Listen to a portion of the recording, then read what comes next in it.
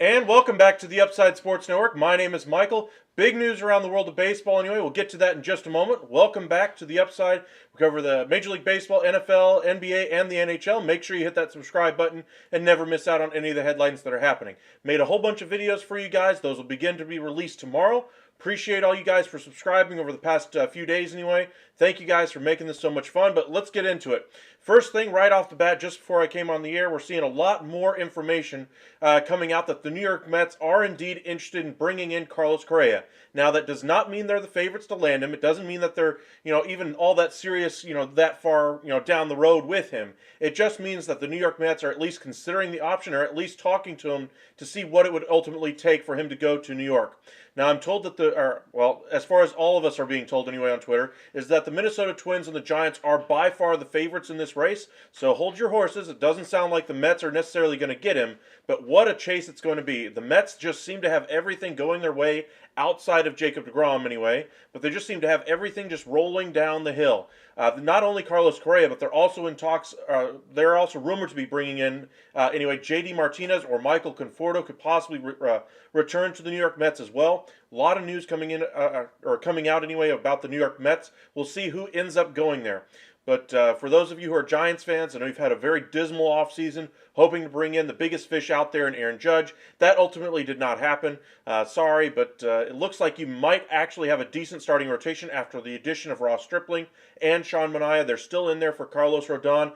If they bring in Carlos Correa and Carlos Rodon on top of that, I still would call that a successful offseason. Not necessarily the A-plus offseason we all thought they were going to get, about a week ago or so when John Heyman said, yes, he's going to go to the San Francisco Giants, and then 2 minutes later said, oh, hold up, maybe not.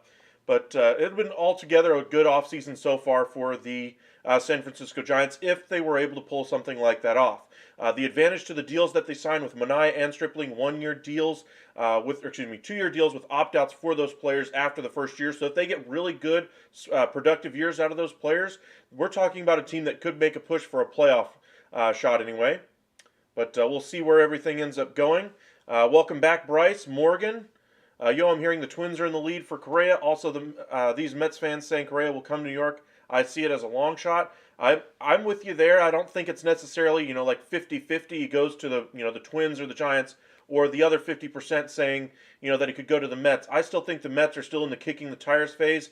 And one thing about baseball, one thing about offseason signings in general, is once you get the ball rolling, you see a lot more things start to break your way. So, for instance, the Texas Rangers last year got the ball rolling with a big, I say a big overpay, at least a modest overpay to Marcus Semien, giving him the extra year, 7 years, giving him the money that he wanted. That got the ball rolling for the Rangers last year. That allowed them to bring in John Gray and Corey Seager this offseason.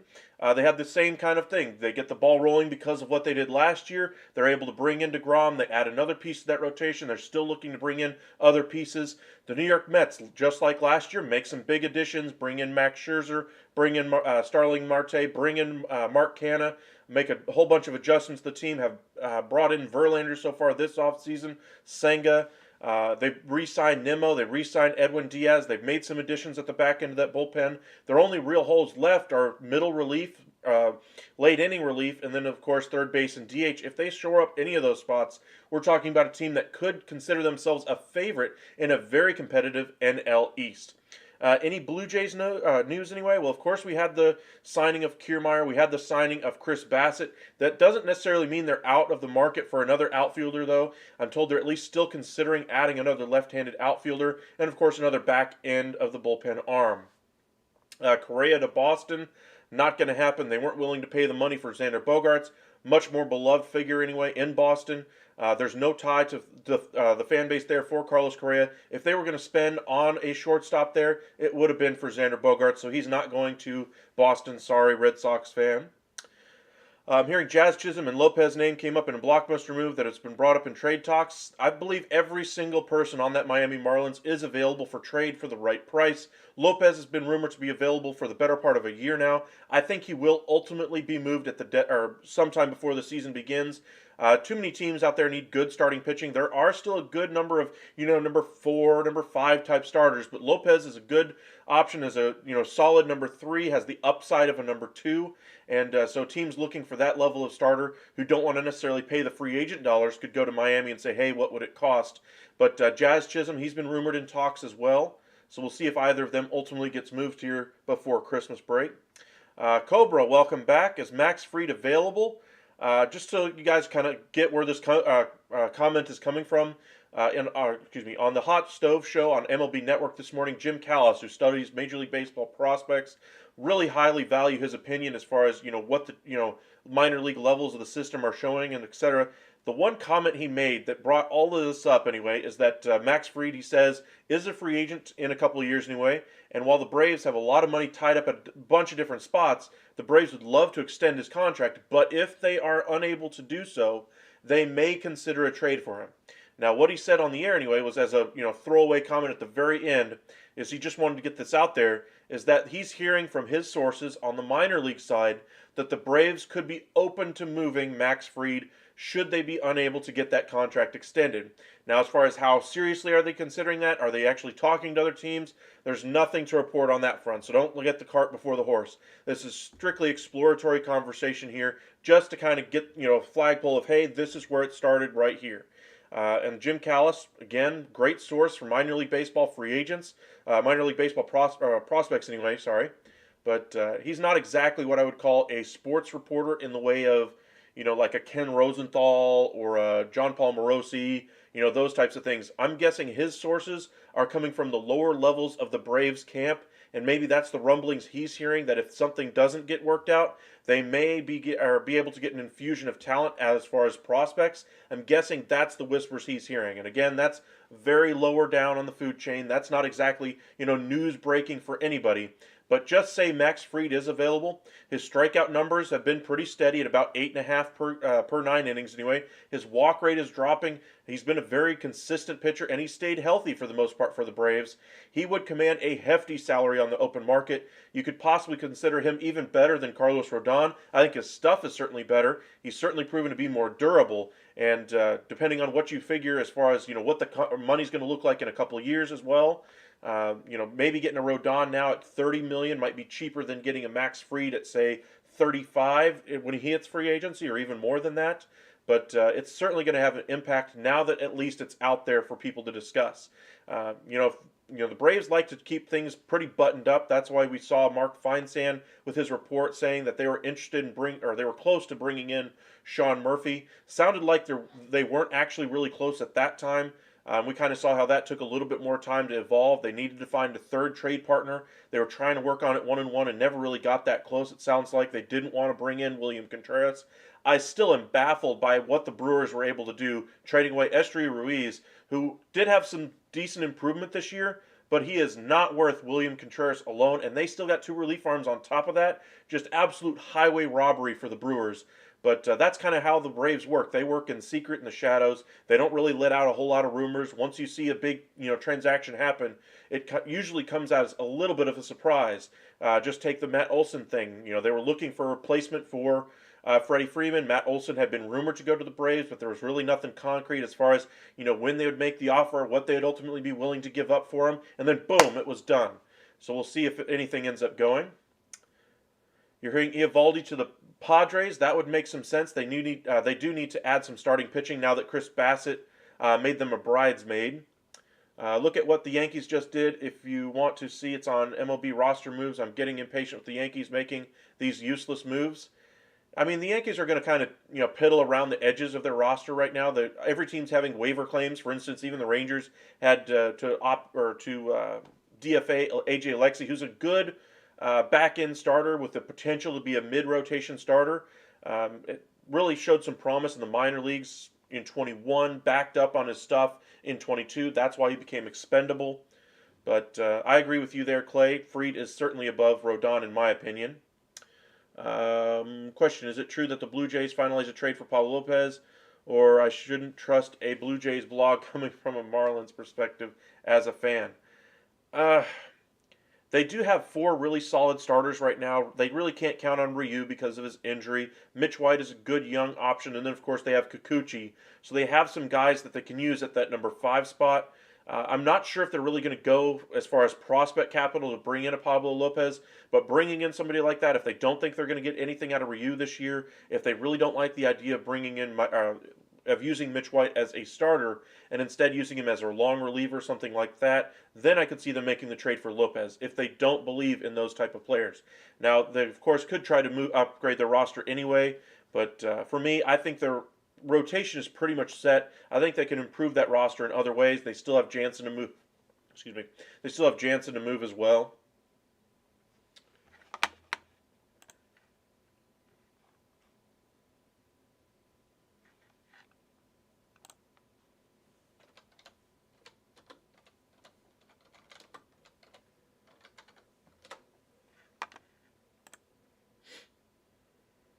We saw the signing of a Pierce Johnson as well, going from the Padres to the Rockies as they upgrade their bullpen a little bit.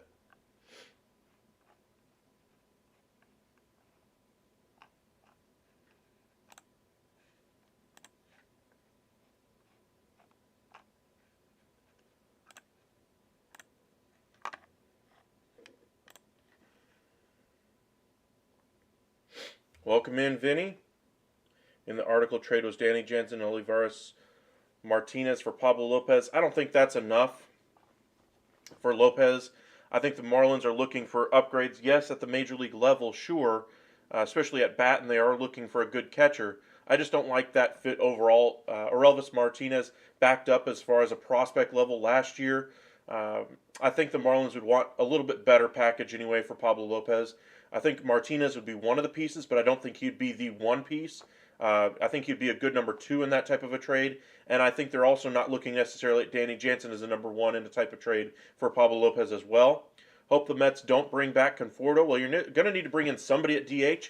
Sounds like they're talking about Conforto and Martinez as possibly at DH. Told you guys at the trade deadline, JD Martinez would be a fantastic designated hitter last year for the Mets. I thought they should have made a package deal for Christian Vasquez to upgrade their catcher spot, which, by the way, they still need to do. One note on catching, by the way, Mike Zunino was signed by the Guardians. But the Mets are going to have to upgrade that DH. I do believe they're going to still spend some money. We haven't really seen any limit to what they want to do as of yet, or any hesitation on their part. Only hesitation we've seen is going with Jacob deGrom and not willing to offer the years that he wanted to go with. Welcome back, Bush Girl. Appreciate you. Do you think deGrom regrets leaving the Mets now that Steve Cohen is signing really good people? No. He wasn't willing to give him the money. I mean, he got a full 2 years more guaranteed out of the Rangers than what the Mets were willing to even talk about. I mean, everybody likes to say it's about winning, etc., etc. You know, and at a certain degree it is. But at the end of the day, we're talking about what, an extra $65 million guaranteed with the option of another, what, $37 plus million if he is able to finish in the top 5 of a Cy Young in any of the 5 years of that deal. And Jacob deGrom is the most talented pitcher on the planet. He will finish at some point in the Cy Young running somewhere, and I believe he'll probably finish at some point in the top 5, and then he will get that 6th year. Mets just weren't willing to go that far, and who knows what the prices for pitching are going to be in 6 years anyway. That deal might look like a bargain, especially if he is able to pitch the innings that the Rangers are hoping. Even if he pitches half of those innings, I think that deal would be worth it to the Texas Rangers at this point. So I don't think he regrets signing with the Rangers at all. I think the Mets are just doing something very different than what's been done in the history of baseball. Even the George Steinbrenner Yankees never spent at this level, and Cohen's still willing to go out there and spend like a madman. I mean, we're talking about Correa possibly going there. If he does, we're probably talking about a deal between $25 and $32 million annually. If Martinez goes there, that's another 5 to 10, maybe more. They still need to bring back Adam Ottavino. That's another 10. You're talking about a roster that very likely approaches 400, maybe even breaks $400 million. And say they don't bring in Correa, they still could end up close to $400 million. Jays fans will love Bassett. Yes, he will. Or yes, they will anyway. So do you think the Marlins would ask for Kirk or other young catcher instead of Jansen with Martinez? No, I just think that they'd ask for a different package altogether. I think that Martinez would be one piece of it, but I think they'd want a different, not even though they want a catcher, I don't think they're very interested in a catcher that's going to be a defense first catcher in Jansen. And then as far as Kirk, that's going to be eventually your designated hitter, not exactly long term defensive versatility there. And so I think they'd ask for a better package, probably some pitching coming back as well. Marlins have done well as far as trading for young pitching, etc., developing that young pitching. They haven't done well with hitting, and maybe the Martinez piece would be the part of the hitting side, and then bringing in a pitcher as well. Vinny can't count on DeGrom with injuries, sure, but we're talking about what, 100 and whatever innings over the last 2 years, 180 innings over the last 3.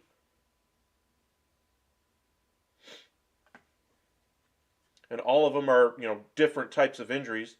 Even if DeGrom stays healthy for a couple of those years, it's already worth it to the Rangers. Say he's injured 60% of that contract. If he gives them a good, complete 2 full seasons, the Rangers would take that, no doubt.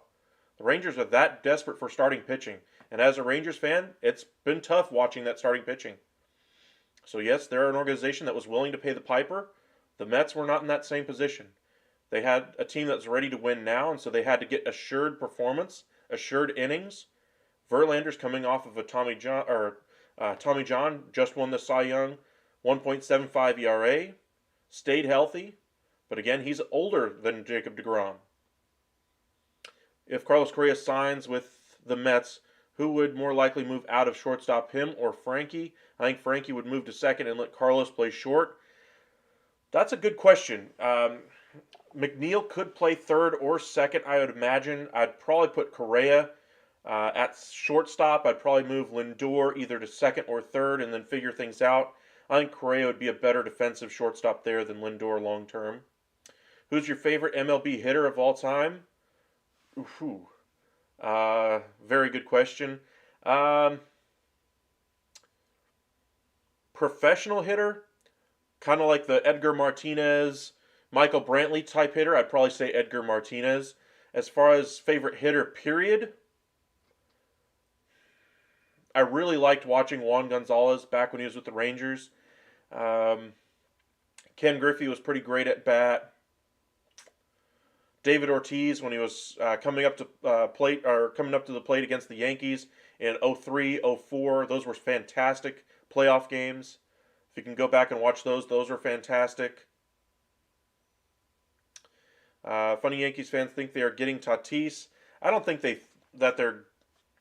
that the Yankees fans believe they're getting Tatis. I think they're kicking the tires on anything that could improve that roster because now they have Judge. They have options.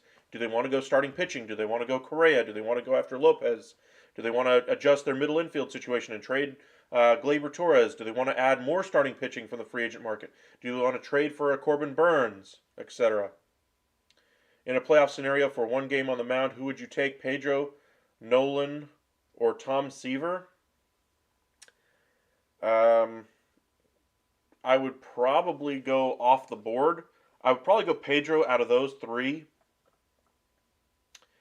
Favorite hitter, Tony Gwynn. He was fantastic, hit machine, but I would probably go Pedro. Manny was your favorite player. Manny was an entertaining player to watch. I'll put it that way. But before we get too far into the weeds with the chat anyway, I just want to go over a couple of things that did actually happen today. We saw a couple of different signings anyway. As I mentioned, the Cleveland Guardians added to their catching by bringing in Mike Zunino. He was probably the top catcher left on the market. Tucker Barnhart's probably the other one right now.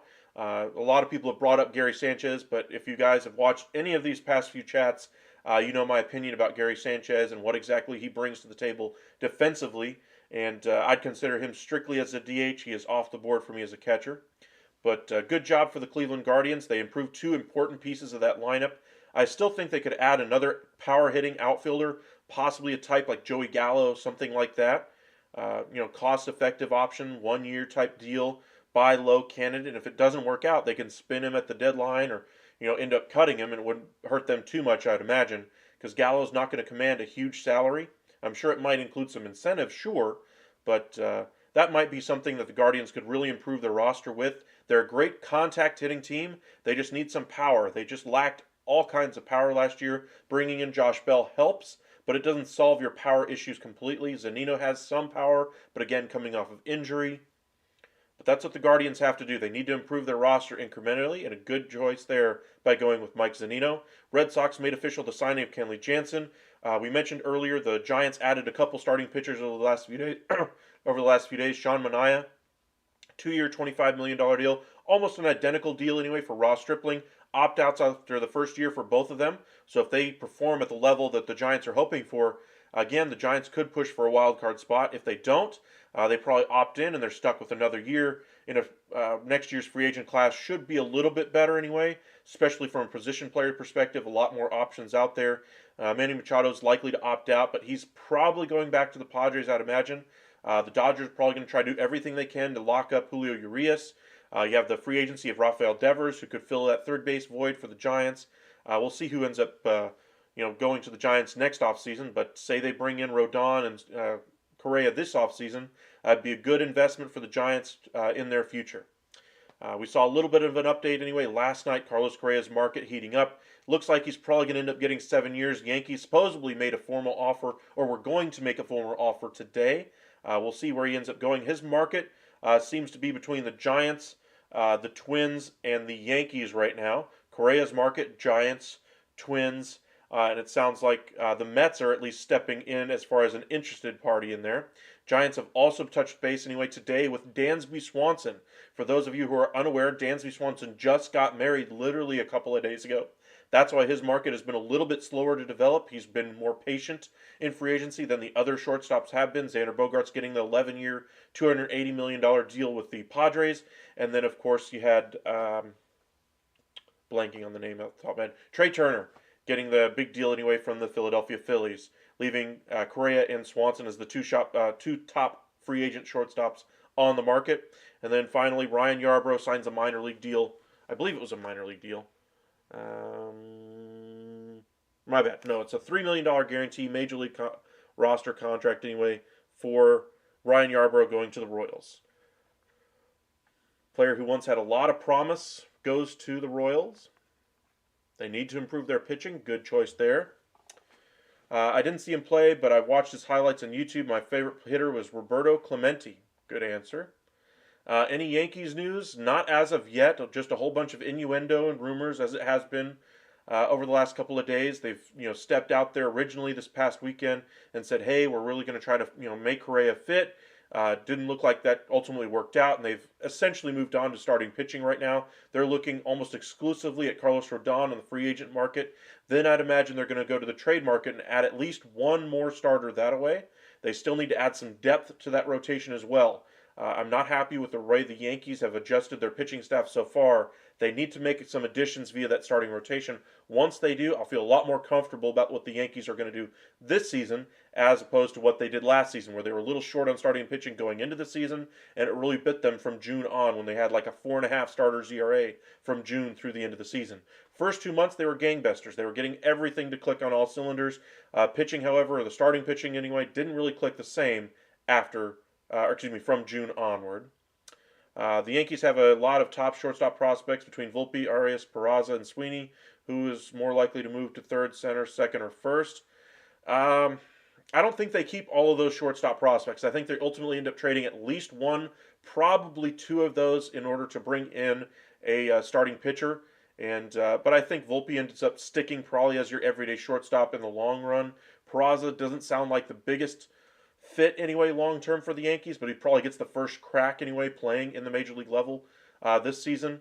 But I'd say Volpe is probably your long term answer there at short, unless they bring in a guy like Carlos Correa out of the blue. Best hitter I've seen is Miggy in his prime. That's a very good hitter. I'm not sure I'd say best, but he was certainly in the top 1 or 2%. He will certainly be a Hall of Famer, I'd imagine.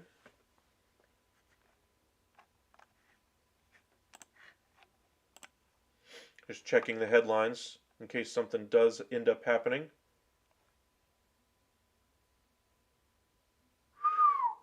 This coming from Michael Marino and then retweeted by Anthony Castrovins.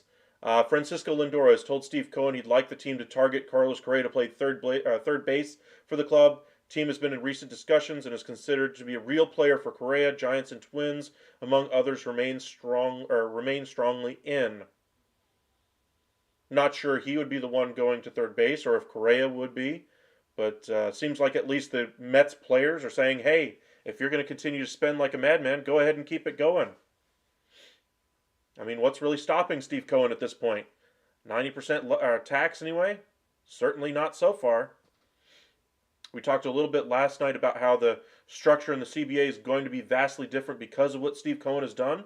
If I'm Steve Cohen, I go ahead and spend right now as much as I possibly can and just take advantage of the rules that are certainly not are prohibiting me from doing what I want to do with my baseball club. A 250% tax is what we ended up talking about last night a little bit. Something I proposed that might deter Cohen at least a little bit, make him think about it a little bit longer. 90% so far, it seemed to have done nothing to deter him from adding to this team every piece that it needs so far. But should they bring in Carlos Correa, you're talking about an infield that includes Alonso, McNeil, Lindor, and Correa. Their outfield would probably be Canna, Nimmo, and Marte. They bring in, say, a DH like J.D. Martinez. They could still use a catcher, I believe, but that starting staff looks significantly better. They have Scherzer, Verlander at the top. Senga is your number 3. Just blanked on his name. Jose Quintana as your 4. And then Carlos Carrasco as your 5. I do agree Lindor and Correa are better defenders. I think McNeil has actually played third base as well at the major league level. I don't think Correa has ever played third base at the major league level. Lindor, I think one of those two will probably move over to second if I had to guess. But if they're set on having McNeil as their second baseman, then, if I'm between the two of them, I would probably say Correa would be my guy I would want at short. But I could be convinced either way, honestly. To me, it's, 6 one hand, half dozen the other. You guys let us know, what do you think Correa ends up signing for? Don't tell us the team. Just tell me what contract you think he ends up getting, especially now when you consider the Twins have standing contract offers of 1, 6, 8, and 10 years on the table and have since added a whole bunch more contract offers since that report came out. I'm sure the Giants are in there trying to save face with their fans after losing out on Aaron Judge. Got to imagine they're going to be up there as far as an offer. And now with the Mets stepping in, the team that has no restraint financially, with Steve Cohen at the helm. What do you guys think Correa ends up getting? If I had to guess, we're probably talking about a 9 or a 10-year deal. Probably in the neighborhood of 25 to 30, maybe a little bit more than that in average annual value. You guys tell me what you guys think the number is going to be for Correa.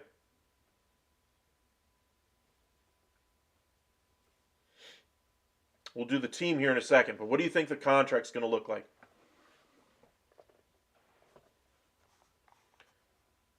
Check one thing for you guys while you send in those.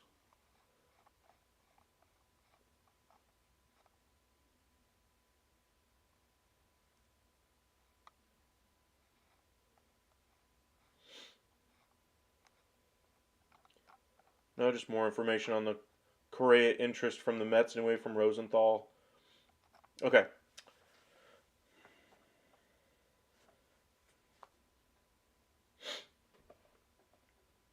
I have a feeling Correa gets a fat, shorter-term deal, so kind of like the Twins offer, 3 years, 105, so that's a $35 million average annual value. 200 for 5 or something like that, that would be a $40 million average annual value.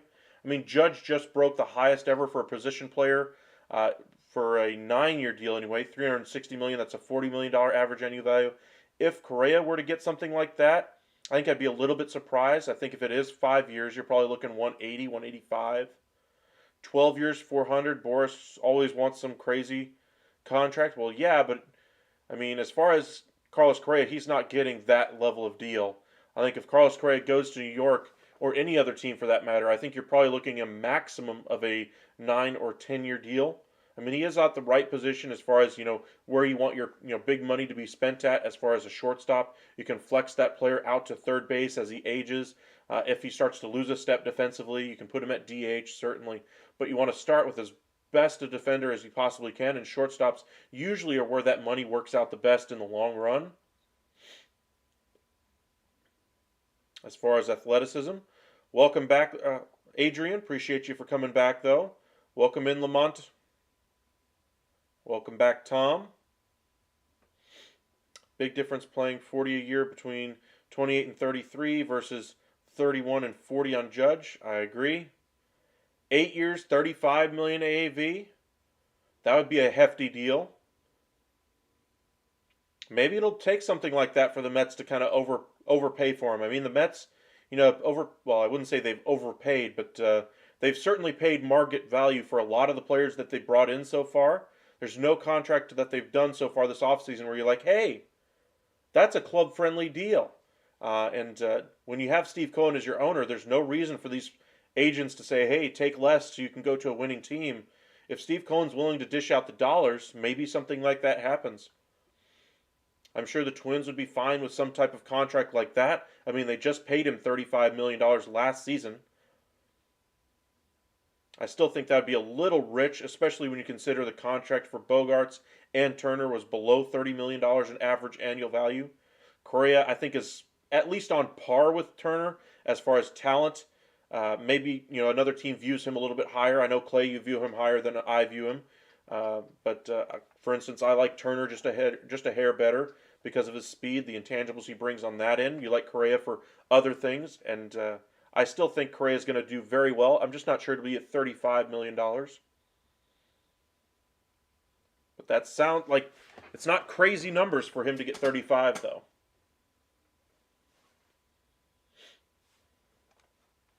All right, so we've gone over terms. Which teams do we think we're going to get? For those of you who are still with us anyway, hit that like and subscribe button. Let us know you're watching. Hit that like button and join us in the chat. For those of you watching, which team do you think he goes to? For Minnesota, type M. For the Giants, type G. And for the Mets, type Y for New York. Which one do you think he goes to? If I had to guess right now, I don't think the Giants are ultimately going to pay for him. I think they're going to try to, tinker around the edges a little bit more this offseason, take their lumps about how they weren't able to bring in the big fish this offseason, lick their wounds, come back into free agency next year and go gangbusters for a better free agent class for players that could impact positions of actual need for them. So I think it's going to come down to probably the Twins and Mets ultimately. The question is, how high are the Mets really willing to go here?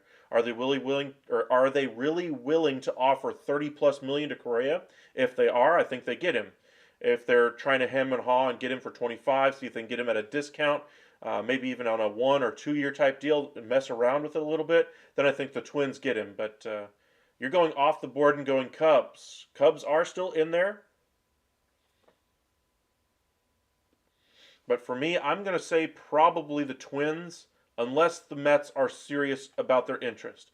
If the Mets are serious about their interest, that would be something for the NL East. Your sleeper team is Braves on a huge AAV shorter-term deal. I know that'd be a big boon for them. They do have, Dansby Swanson a free agent. I just wonder if they're trying to save some money up for an extension for Fried, or maybe even bringing back Dansby Swanson. But right now, I don't think they can afford that level of money for him. I think if they can't afford that level of money for Dansby Swanson, they're not going to be at that level for Carlos Correa, even though I think he is a better player. Welcome in, Vincent. You think the Giants? I don't know. I just think the Giants have struggled to get their top targets so far this offseason. They still have a mountain of money that they can absolutely spend, don't get me wrong. But, I just don't see this team being that big of a draw right now for Correa. And I think Correa really wants to do something this offseason to say, hey, last offseason, my market wasn't great. I didn't get the contract offers I wanted. However, I did get the highest AAV out of any of the free agent shortstops that were out there. I got $35 million over a 3-year term with opt-outs after the first and second year. Went ahead and opted out after the first one to re-hit that free agent market and see if I could get the money that I want. And he's looking for some type of contract and situation to justify that kind of a thing. And I'm not sure the Giants will be the one to offer it. I think the Cubs might be up there as far as the offer. I'm just not sure they're the right team either from a winning perspective anyway.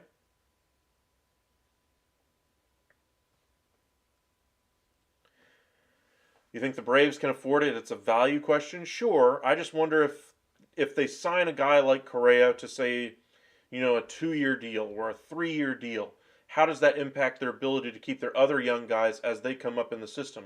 One thing the Braves have done really well is sign all their young guys pretty much the second they start to show real promise and success at the major league level, tying them up before they hit bigger numbers.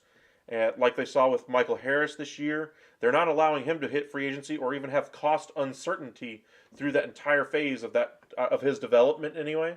And if he becomes, the next big thing since sliced bread, then, they've really got something. But I'm just not sure they'd spend that money that they could use towards future contracts like that on Carlos Correa, even though that might push them over the top to finally win another World Series.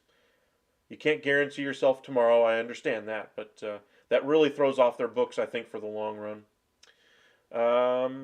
He fits with the Angels, but the team sale and Ohtani are in the way. Angels just have a gaping hole at shortstop. They're 30th in production at shortstop in 22. I do think they could use a shortstop. However, I don't think they're going to spend at that level for Carlos Correa. They're trying to save money as far as on free agent deals. They don't want to spend big level of money right now because they are trying to sell the team. And a big investment like Carlos Correa would certainly make them better on the field, don't get me wrong. But that type of venture isn't necessarily going to push them into a postseason berth either. And that's exactly what they need to do. Their finances are public. They're swimming in cash. They don't really have any young guys who aren't locked up. True, after they traded William Contreras, that's pretty much the last of their young guys that they hadn't really locked up as of yet. But every year we know a team calls up a low level double A player. He comes up, has a lightning in a bottle, that kind of a thing. And if he has really continued sustained success, say he becomes your closer of the future type player, maybe you try to lock him up on a cost controlled deal, or you call up a AAA starter, get something and try to lock him up. But most of their top level talent is locked up already. I will agree with you there, Clay. So maybe just investing and saying, hey, we've got everybody ready to go. We'll forego any other big contracts like that for now. Even Max Fried at this point, and just spend it on Carlos Correa. And like you say, they are swimming in cash, but I'm still not sure that they want to change their formula for success that they've had going so far. The signing of Carlos Correa would be a change in the way they pursue outside free agents. Also has Neto coming up. Thoughts on Dalton rushing? Give me just a moment on that one. Welcome in, JG. Welcome back. Appreciate you guys for joining us. Got, let me see how many, 30 of you guys in here right now. Thank you guys for hitting that like button already and subscribing. Really does help us out. One thing I forgot to do. Let me fix that first.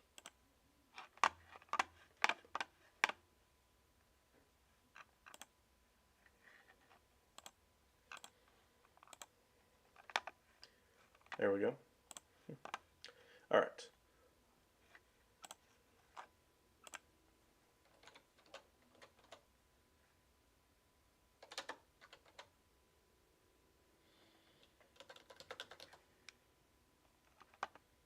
Welcome back, Ramon.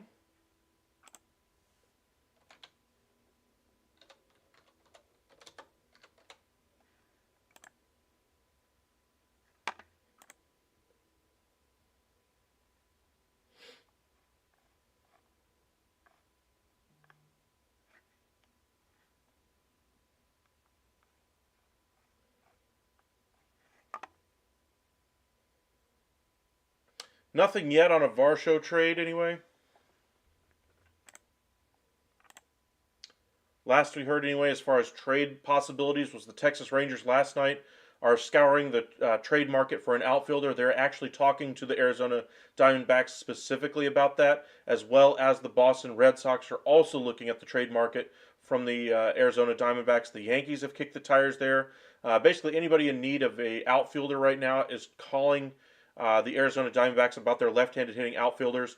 There is rumored interest as far as the Diamondbacks in bringing in a power right-handed hitting bat anyway. As far as what that ultimately ends up being, we'll see. But that team is certainly getting a little bit better. They have made incremental improvements, and they're going to have their better outfielders in their minor league system finally come up over the next year or so. And so they have an excess amount of young outfielders that they could trade from and try to reinvest that talent elsewhere.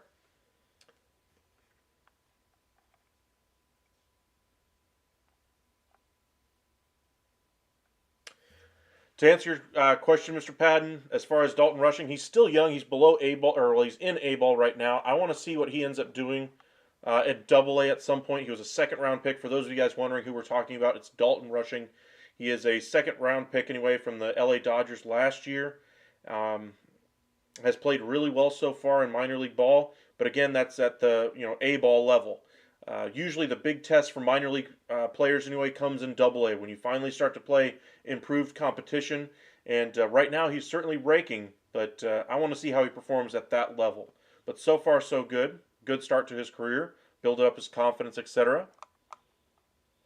But he's further down the line than the guy like Diego Cartaya for the Dodgers. Top prospect anyway for the Dodgers right now. I imagine if they make a big trade this offseason for a guy like Willy Adames or something like that, that could be an option another team tries to use. However, now that the Brewers literally fleeced everybody in that trade with the Braves and Brewers bringing in William Contreras, even though he is more of an offensive upgrade, not necessarily a great defensive player behind the plate, but Milwaukee can't be, choosers anyway. They're literally beggars right now, trying to improve that roster in any way that they can. The surprising part, trading Esteury Ruiz, one of the pieces that they got in the Josh Hader deal for him, is certainly going to bode very well for their organization in the future. Good cost-controlled player that's going to be in their organization for years to come. That's the type of talent that the Brewers absolutely have to have. How do you see this trade? Carrasco for Tepera. He has 2 years and $14 million.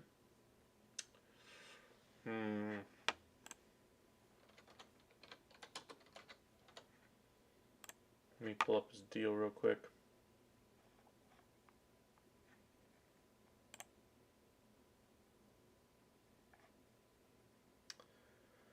Carrasco for Tepera.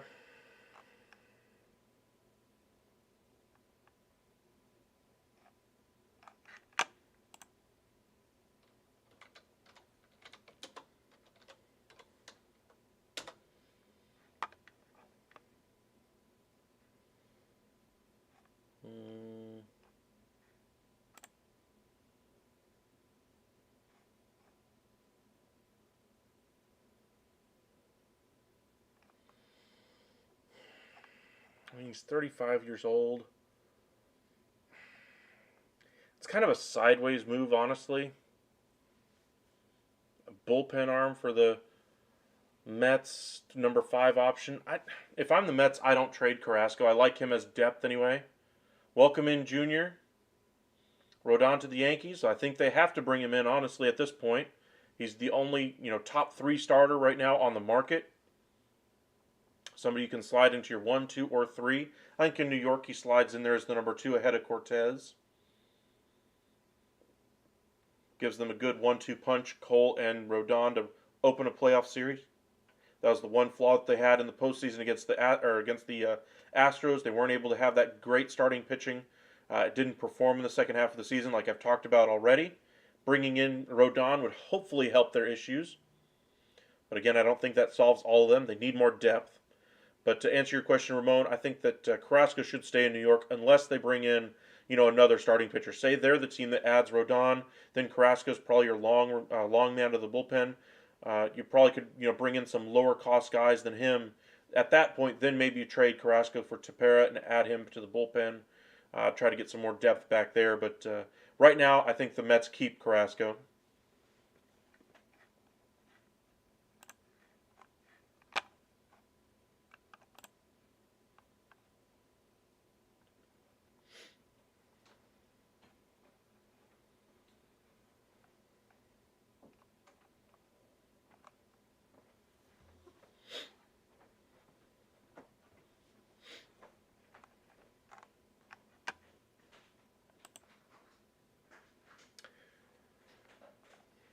Checking one other thing out for you guys. Just want to see what the market looks like for one player for you.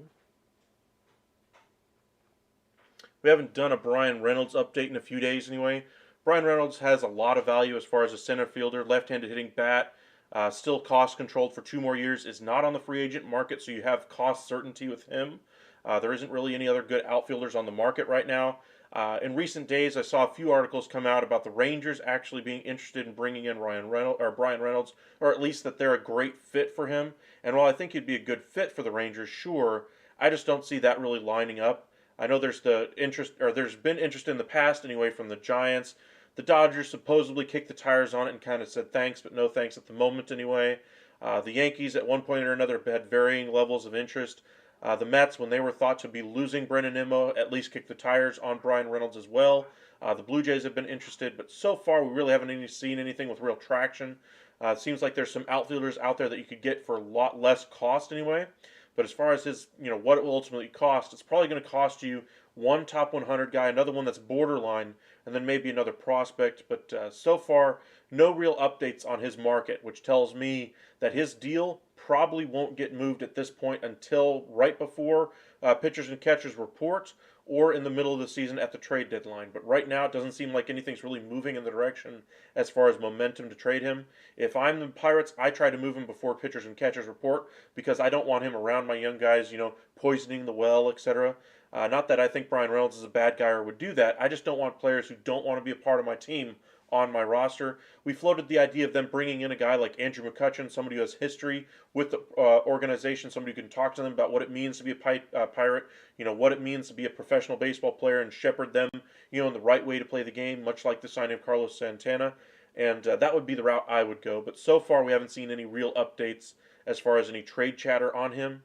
We could see something pop out of the blue anyway, like we didn't, or we thought we might get the deal for Sean Murphy anyway at the winter meetings. Didn't happen. Then all was quiet until boom, we got the deal yesterday. So maybe we see something like that for Reynolds, but so far nothing of real interest out there at the moment. The Correa situation is too much blah blah blah with the Mets, or can I dream?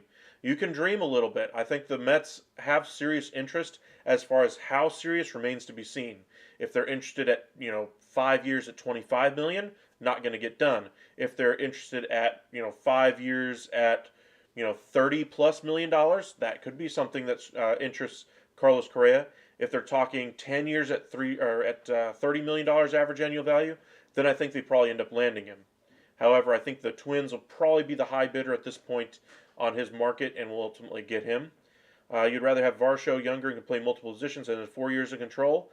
I would agree. I think Brian Reynolds with only 2 years is still a very good player, has added some pop to his game anyway over the past few years. But I would rather go with one of the Diamondbacks young guys. I don't think any of them are anywhere close to hitting their ceiling, which is why I would choose the route of going with the Diamondbacks. Plus, the cost of getting any of those outfielders right now, at least the ones that are available, is going to be considerably less. For instance, Brian Reynolds right now, if you go to baseballtradevalues.com, is listed almost 2 times the value of a guy like McCarthy or some of the other younger outfielders that could be had via trade. But appreciate you guys joining us tonight. Not too many deals happened today. Ross Stripling goes to the Giants, etc. Finally got some contracts wrapped up with Kenley Jansen. Welcome in, John. Why Marlins don't do anything in the offseason? Because they're not big spenders. They never have been. They're like one of the small market teams that like to take advantage of situations. Your time period for when you'll sign players is going to come in January and February. There's still going to be plenty of time to add talent then. There's going to be a couple of starters there that could interest you, some bench bats that you could bring in, somebody who's being overlooked in free agency that signs for a 1-year, $3 million deal to play, one of your corner outfield spots, give you some RBIs, some production, and then you turn around and flip him at the deadline and, reinvest that money, reinvest that talent. That's what the Marlins seem to do. But they've got some money already locked up in their outfield with a VCL Garcia anyway. Jorge Soler, they've got a little bit of money tied up in. Those are kind of their big salary commitments. They're not going to do anything huge like a $20+ million salary for one type of player right now. We saw that last year with Nick Castellanos. Derek Jeter basically had him signed, sealed, and delivered for the Miami Marlins, and Miami's ownership said, nope, not spending that level of money, and with that, Derek Jeter was out. So if you think the Marlins are ever going to be, one of the teams in there with a 5-year, $100 million contract offer to one of these free agents, you need to reassess what your expectations are for the Marlins when it comes to free agents. You need to look at, buy low guys, like, guys coming off of injury or guys who might have some red flags that you take a chance on. Like for right now, a guy I really like is Zach Britton, who missed a whole bunch of time last year. Still has great stuff if he comes back healthy.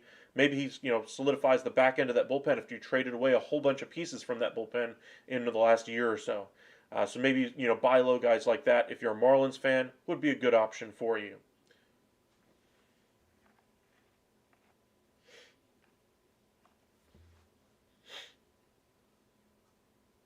But thank you guys for joining us tonight. Got about 31 of you guys in here right now. Got an early start to tomorrow, so I'm going to go ahead and sign out here in just a moment.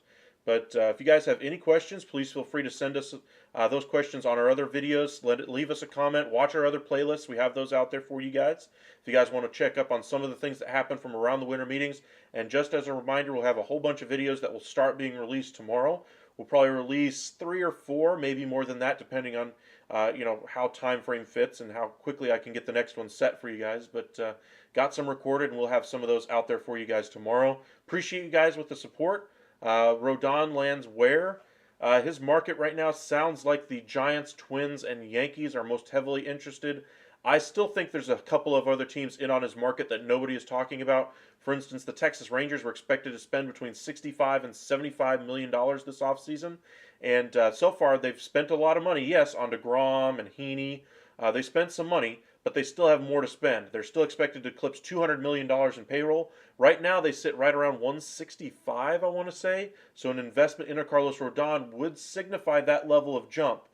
They are looking at trade candidates, buy low guys, cost-controlled guys for their outfield spot. So if they do that, say they bring in McCarthy anyway from the Diamondbacks, that's a cost-controlled pre-arbitration contract for them in their outfield. Then they can spend the money on that starting staff and then have great starting rotation depth. And we're talking about a team that likely would be a lock for a wild card spot, considering this team was, a 60-some win team a year ago. Still hasn't improved, even with the additions that they made last year. Now, back-to-back years of big investments in free agency. They should be right up there with the likes of the Mariners competing for wild card spots. Whether they take the division or not, I think that's still a little bit ambitious for the Rangers, even if they get Rodon. But they certainly would have an argument for one of the top 5 rotations in the game should they bring in Rodon. You're talking about DeGrom. If he stays healthy, there's a big question mark, of course.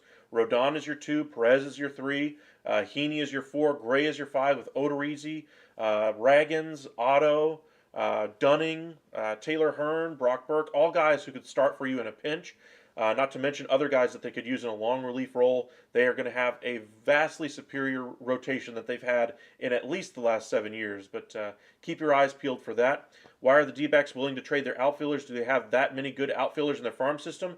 Yes, they absolutely do. They have some elite talent as far as outfielders are concerned. Even with that concern, or considered anyway, they brought in the American League Rookie of the Year in 2020 in Kyle Lewis. If they get anything out of him this year, if he becomes the player we thought he could have been and doesn't continue to get injured and have poor plate appearances, those types of things, if he's back to normal anyway, that would be yet another outfielder for them. But it sounds like they're willing to deal from a position of strength to improve their other spots. There's a lot of talk about Correa with the Mets right now. Yes, there is. Fernando Tatis Jr. Trade rumors true to a certain extent. Yes, or at least the Padres are more interested in keeping that team together as it's currently constructed. I don't think they're ever going to be, willing to give him away. But I think if you overwhelm them with a trade offer for him as opposed to overwhelming them for a trade offer for Juan Soto, I think they would be far more willing to trade Tatis than Soto. Reading Correa to the Mets is basically a done deal. I haven't seen that done anywhere. I still think the Giants and Twins are ahead of them. Cubs are still in the running. But if the Mets are serious about getting it done, they could move quickly. And like I said at the very top of the show here tonight, once you get that ball rolling down the hill like the Rangers did last year with the Semien signing that led to the Seager signing and the Gray signing, that led to the DeGrom signing this year, that led to the Heaney signing. Last year they brought in Scherzer for the Mets. They brought in Marte and Canna. This offseason they bring in Verlander, Quintana. They bring back Nimmo. They kept Diaz anyway. They brought in Senga. So momentum is certainly on the Mets side as far as bringing in free agents. So maybe, if they ultimately really want to bring in Correa, I think a deal could move quickly. But remains to be seen if that's ultimately the goal that they end up going for. Welcome in, Sports Universe. Jay's off-season plan, still to tinker with the back end of that bullpen, but I think the majority of their planning is already done. They could trade one of their catchers. Of course, they could enter the season with all 3 of them on the Major League roster because Kirk is more of a DH at this point anyway. and I think he ultimately ends up as a DH long term. Period. Why Victor? I see Lindor. Oh, okay. I see what you're asking, Ramon. You're asking, why you think it's a done deal. If you do see an article somewhere that says it's basically a done deal, I would be interested in that as well, Victor. I see Lindor and Tomas Nido are trying to lean Correa towards the Mets. I mean, have always tried to recruit other players to signing with them. I mean, the Cowboys tried to bring in Odell Beckham Jr., but he's not been healthy enough in football. That's why they decided to go ahead and steer clear of OBJ at least until this offseason. I think once the offseason begins, I think the Cowboys are going to be right back on the door of OBJ, but he doesn't look like he's going to be healthy enough to contribute this year. That's why they chose to bring in T.Y. Hilton. The Yankees are done this offseason because of their low bargain moves, because of Judge signings. I don't think that's true either. I think they're going to still spend some money as far as free agent starting pitching, probably on Rodon. If I had to guess right now, they're probably the favorites to ultimately get him. And then they're still going to add other pieces, like Lopez could be an option for their rotation. Back into the rotation options like Waka, Miley, Smiley, players like that. Yankees' horrible offseason haven't gotten better. Well, I mean, they haven't necessarily gotten better, but they're not necessarily worse either. They kind of kept the status quo so far by bringing back Rizzo and Judge. Now they need to turn their page towards, adding another contact hitting outfielder, rebuilding the back of that bullpen, and of course, starting pitching. Welcome back Willard, backup catcher, plus trade one of their star pitchers, plus center fielder McCormick for Mike Trout. That would be a pipe dream. I don't think Mike Trout is ever leaving the Los Angeles Angels. Or trade for Brian Reynolds. That might make a little bit more sense, solve their left field hole or center field. But appreciate you guys joining us. Just crossed the 1 hour mark here of our live. Like I said, if you have any questions about any of the four major sports, MLB, NBA, NFL, or the NHL, please don't be afraid. Send us a question on one of our videos. We'll try to respond to you in the comment section. If not, we'll probably bring it up here in the live, see if we can answer your question. For those of you who missed the information earlier in the video, Ramon asks here, what happened with the Max Fried trade? In case you guys missed the headline, this morning on MLB's Hot Stove Show, on MLB Network anyway, Jim Callis, one of Major League Baseball's best prospect reporters, minor league prospects, etc., brought up the idea at the very end of his interview about the Atlanta Braves at least thinking about, if they're unable to sign Max Fried to an extension, about the possibility of trading him if they're unable to get it done.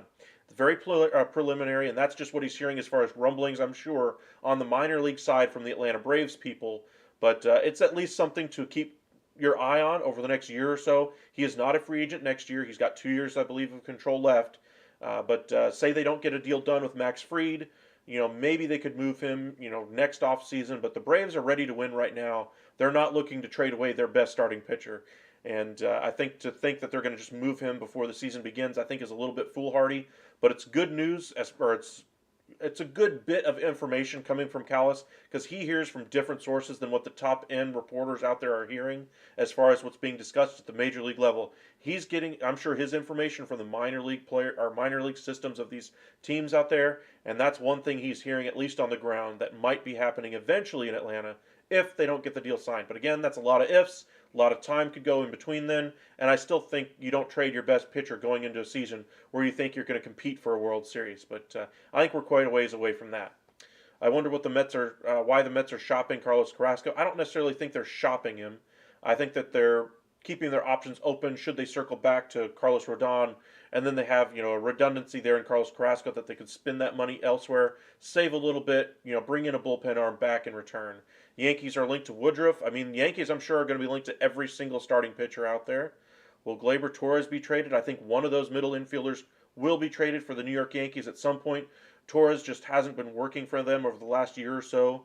I believe they could trade a guy like IKF before the season begins as well, even though he just signed his free agent contract as well. I think the Yankees could do a number of different things before the season begins to improve that roster.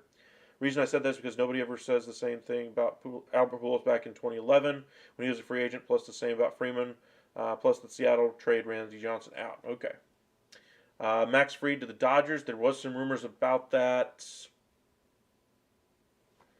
3 years ago, but that really never went anywhere. Max Fried would be the type of pitcher that would work in LA. Reading Lindor is willing to take a pay cut. Major League 9 years, 270. Where are you getting that, John?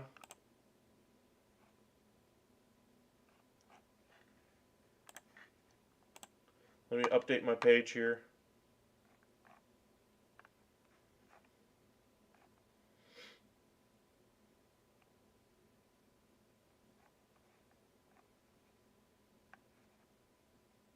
Where are you getting that information, John?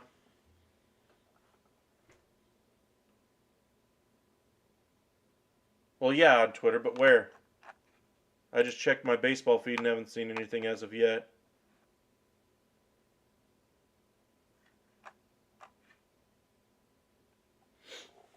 Whose Twitter are you hearing that from?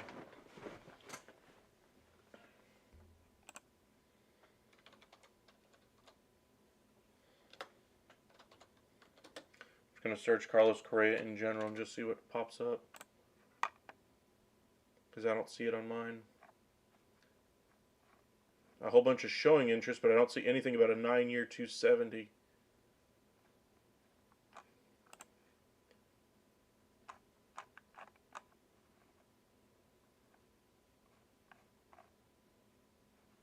Still don't see anything. That's an hour ago.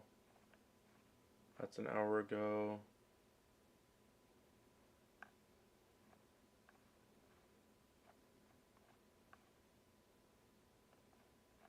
Kind of hoping it doesn't happen until tomorrow. Natty Sports.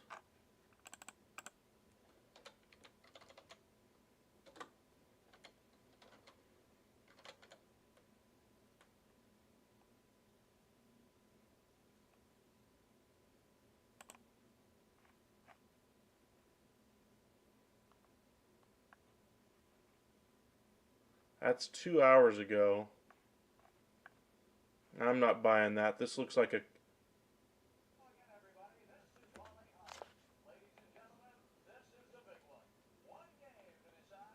come on.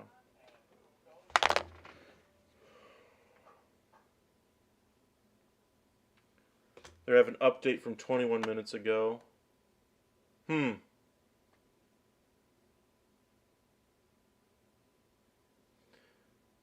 9 years, 300 million. Well, if that ends up happening, that'd be very interesting. But it sounds like a hot take website, so we'll see if that happens. Yeah, I'm not buying that. So for those of you wondering, 9 years, 270, could happen, of course. Maybe it gets over 3, but like this hot take website is saying. But I'll put it this way: if we get news that Carlos Correa is signing anywhere, we will come back live for you guys tonight. Even though I work early in the morning tomorrow, I'll still come back live for you guys if something like that happens. Because if he goes to the Mets, that's game-changing for that division. Heard Nathan Eovaldi want to go to the Yankees, possibly. Well, I'm sure they're looking at any option to improve their starting rotation. I'm sure Carlos Rodon is their preferred choice, but they have to have backup plans. Say a team like the Texas Rangers comes out of the woodwork and offers him 7 years at $31 million per year guaranteed, something like that. Maybe outbidding the Yankees. Then they'd have to have fallback options, maybe go the trade route, etc. So just because a team wants option A doesn't mean always that happens. The Giants are a walking example of that. They didn't get their option A or B, and Aaron Judge goes back to the Yankees. They're left holding the bag. Giants could save all that money and go after next year's free agents, as I mentioned, but well, we'll go ahead and leave it with you guys here. I really appreciate you guys joining us tonight. What's your favorite team again? Please don't say Atlanta. No, Atlanta is one of my favorite teams. I'm a baseball fan. I've been a baseball fan since I was, old enough to walk, I suppose. I literally was reading numbers out of the. I still have the book. ESPN has put out an almanac. I want to say like in '96 ish. That I was studying all the numbers, averages, all those types of things in it. And but to answer your question, my favorite team, Texas Rangers. Second would probably be the Twins. Third, the Braves. But I like good baseball, period. Rodon wants a 7-year deal. I haven't seen much as far as an 8-year contract, but I'm sure teams that want to lower that AAV, maybe they're willing to offer Rodon an 8-year deal. He is younger than most of the other starting pitchers that were at the very top of the hill this year anyway. DeGrom's, 34? Verlander's 39.